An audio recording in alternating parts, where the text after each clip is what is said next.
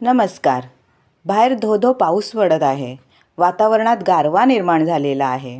मग काहीतरी गरमागरम खावेसे वाटते. पावसात गरमागरम म्हणजे कांदा भजी डोळ्यासमोर उभी राहते. तर मग आज आपण अशीच गरमागरम, खमंग आणि कुरकुरीत कांदा भजीच करूया. आणि त्यासाठी काय काय साहित्य लागते ते पाहूया. कांदा भजी करण्यासाठी फार जास्त साहित्यही लागत नाही.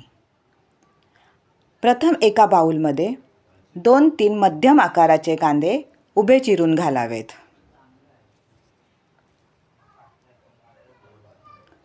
उभे चिरलेले कांदे अशा प्रकारे सुटे करून घ्यावेत.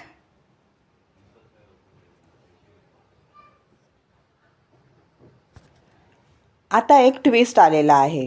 ही फक्त कांदा भजी नाही, तर आपण 2 मध्यम आकाराचे बटाटे किसून पाण्यात घालावेत व तो किसलेला बटाटा पिळून चिरलेल्या कांद्यामध्ये घालावा. आता ह्या भजीला फक्त कांदा भजी म्हणता येणार नाही, तर ह्या भजीला कांदा बटाटा भजी म्हणावे लागेल. आता त्यामध्ये चवीनुसार मीठ घालावे व सर्व मिक्स करून घ्यावे.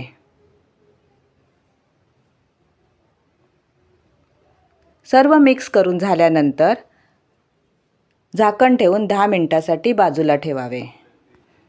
10 मिनिटानंतर त्यामध्ये 2 चमचे ठेचलेले आलं लसूण घालावं.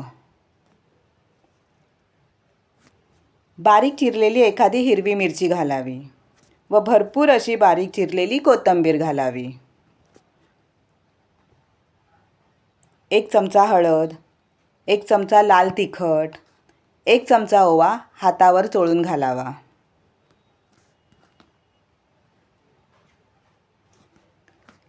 एक लहान चमचा जिरे पावडर, 1 चमचा धणे पावडर घालावी. पाव वाटी किंवा 2 चमचे तांदळाचे पीठ घालावे आणि 1 वाटी बेसन घेऊन आधी अर्धी वाटी बेसन घालावे व सर्व साहित्य मिक्स करून घ्यावे. चिरलेल्या कांद्यामध्ये मीठ घातल्यामुळे कांद्याला पाणी सुटते, त्यामुळे पाणी घालण्याची गरज पडत नाही व सर्व चांगल्या प्रकारे मिक्स होते. जर भजीचे मिश्रण पातळ झाल्यास उरलेले बेसन गरजेनुसार घालावे व कांदा बटाटा भजीचे मिश्रण तयार करावे.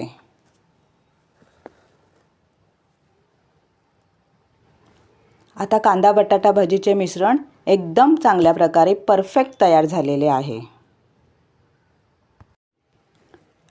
गॅसवर कढईत तेल गरम करायला ठेवलेले आहे.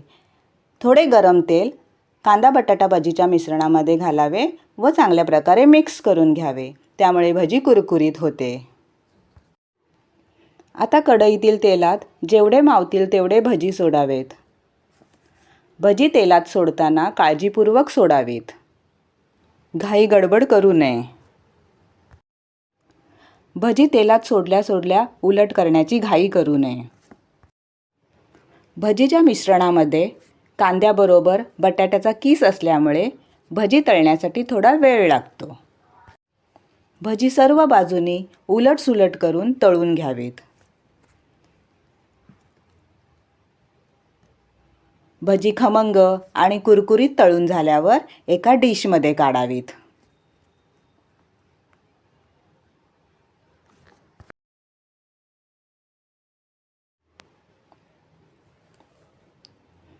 खूप छान आणि कुरकुरीत भजी तयार झालेली आहेत. तळल्यानंतर भजीला रंग देखील अप्रतिम आलेला आहे. आता उरलेल्या मिश्रणाचे देखील भजी तयार करून घेऊया. तेलात एक एक करून भजी सोडलेले आहेत. मावतील एवढ्या भज्या सोडलेल्या आहेत. त्यानंतर दोन्ही बाजूनी भज्या खमंग तळून घ्याव्यात.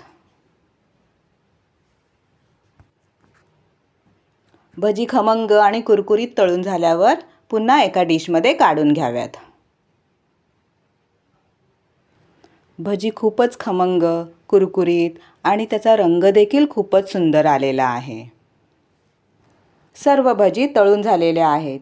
अशा प्रकारे कांदा बटाटा भजी म्हणजे सर्वांनाच आवडणारी भजी.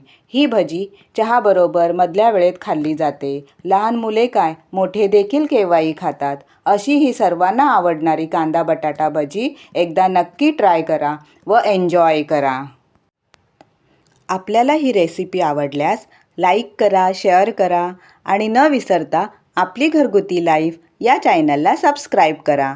पुन्हा भेटूया नवीन रेसिपीसोबत. धन्यवाद. श्री स्वामी समर्थ. जय जय स्वामी समर्थ.